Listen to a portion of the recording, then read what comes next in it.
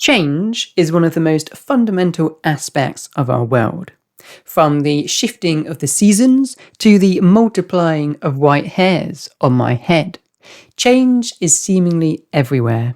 But what exactly is change? What drives it, and how do we understand it? It's no wonder that it got the ancient philosophers talking, from Heraclitus, who believed there was nothing but change, to Parmenides, who believed that there was no such thing. Today, we'll explore how Aristotle explained change by introducing his three principles of change: matter, form, and privation, as well as his concepts of potentiality and actuality. Heraclitus believed that everything is in constant flux.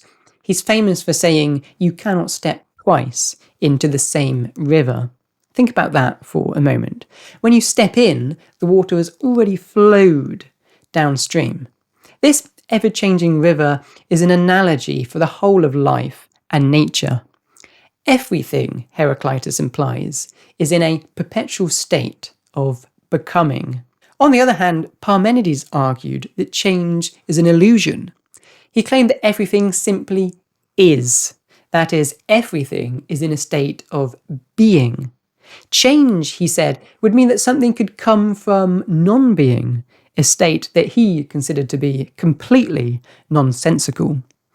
Therefore, change is impossible and reality is eternal. Meanwhile, Plato took yet another approach. He argued that because change is a feature of the physical world, it can't be the subject of true knowledge.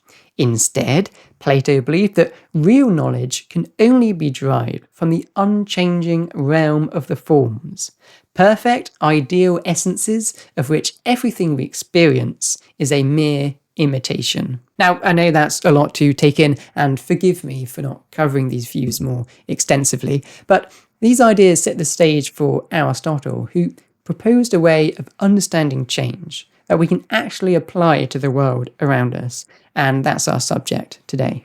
Aristotle stepped in to harmonise the views of his philosophical forebearers. He agreed with Heraclitus that change is real, but he also saw merit in the ideas of Parmenides. So, how did he reconcile these views? Aristotle observed that change involves three key elements: a thing that changes, a state it changes from, and a state it changes to. Let's use a simple example. Imagine you're running a bath and the water is too cold. You turn on the hot tap and the water warms up.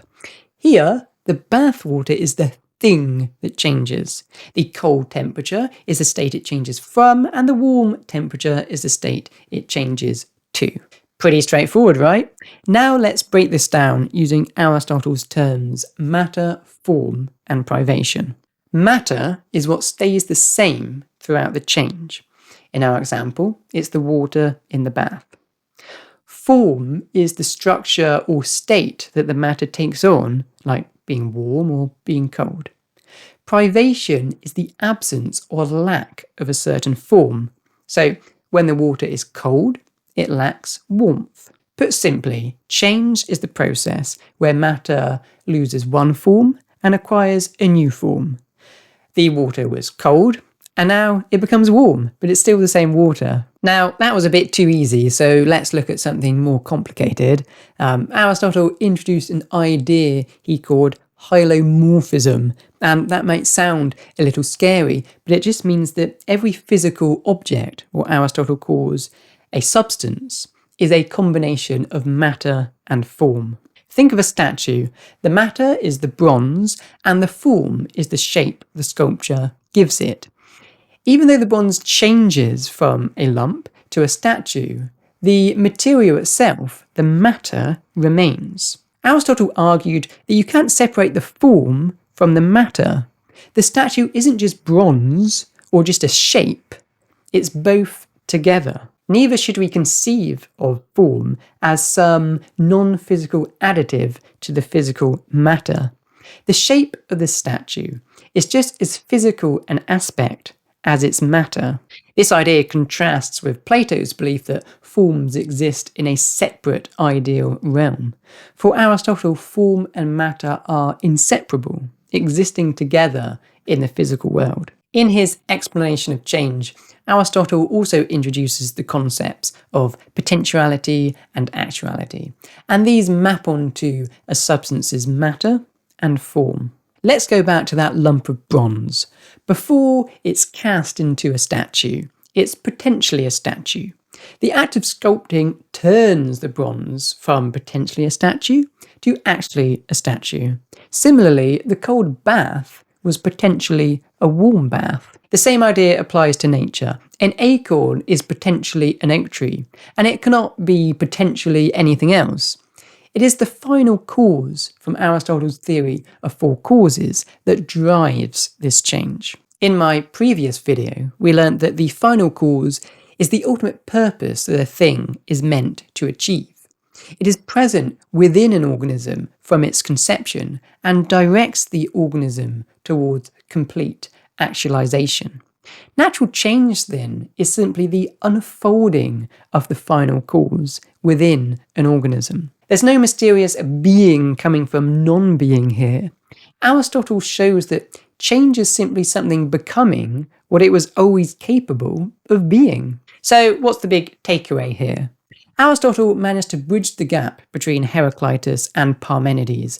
He showed that change doesn't mean something impossible, nor is everything in a state of constant flux without any stability. Instead, change is a natural process where something remains the same in one sense, its matter, while becoming different in another, its form. The final cause is the driving force behind natural change, directing a substance from a state of potentiality to actuality. What do you think about Aristotle's theory of change? Does he offer us a more plausible theory than his predecessors? Let me know in the comments. In our next video, we'll take things one step further and explore Aristotle's distinction between substantial and accidental change. See you there.